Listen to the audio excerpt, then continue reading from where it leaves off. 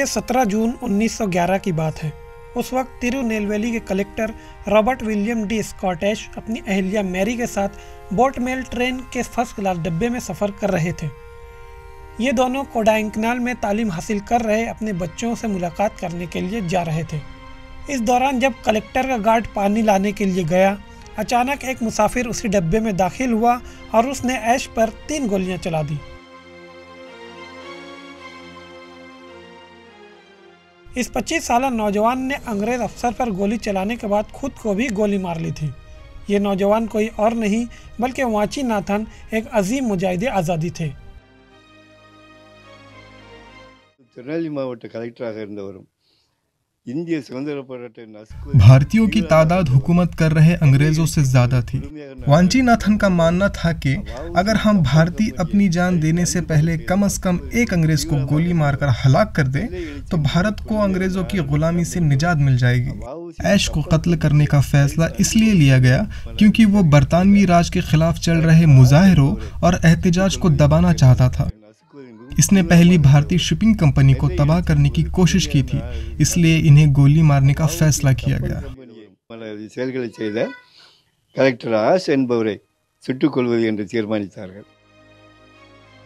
वाचीनाथन तिरुनेलवेली के करीब सिंगोटेई में पैदा हुए।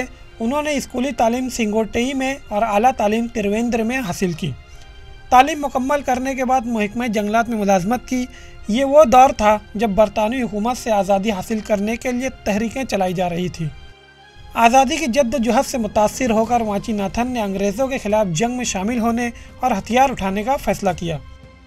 जंग में हिस्सा लेने के लिए उन्होंने अय्यर की भारत माता तंजीम से हथियारों की तरबियत हासिल की, जो उस वक्त पुडुचेरी की फ्रांसीसी कॉलोनी में काम करने वाली सावरकर अभिनव भारत तंजीम की शाख थी। तिरुनेलवेली में आज़ादी की ज़बरदस्त जद्दोजहद के दरमियान ऐश को तिरुनेलवेली के कलेक्टर के ओहदे पर फायज किया गया था। ये अंग्रेज़ी अफसर भी किसी तरह आज़ादी की तहरीक को दबाना और कुचलना चाहता था।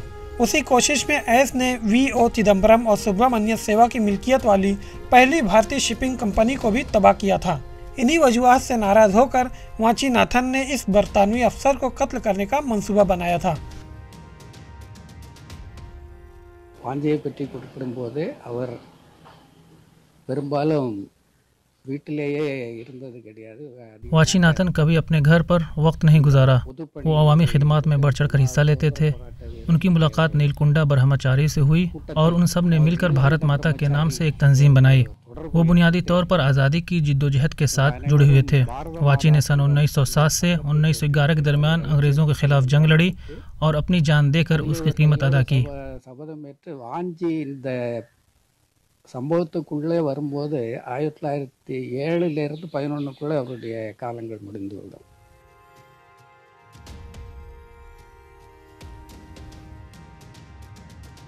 वाचीनाथन ने बरतानवी हुकूमत से भारत को आज़ाद कराने के लिए एड़ी चोटी का जोर लगा दिया था, लेकिन उनका नाम दूसरे मुजाहिदीन आज़ादी की तरह मकबूल नहीं हुआ। अंग्रेज़ अफसर को मारने के बाद उन्होंने खुदकुशी कर ली थी। खुदकुशी के बाद उनकी जेब से एक खत भी मिला था जिसमें लिखा था, बरतानवी हुकूमत हमारी कौम पर कब्जा कर रहे हैं और हमारे सनातन धर्म को रौंद रहे हैं, इसलिए हमें अंग्रेज़ी हुकूमत को भारतीय सरजमीन से उखाड़ फेंकना होगा और यहाँ धर्म और आज़ादी का बीज बोना होगा। हमारे इलाके में कदम रखने वाले किसी भी बरतानवी अफसर के कत्ल के लिए हम 3000 मदरासियों को तरबियत दी गई है। मैं उन सब में सबसे छोटा हूँ।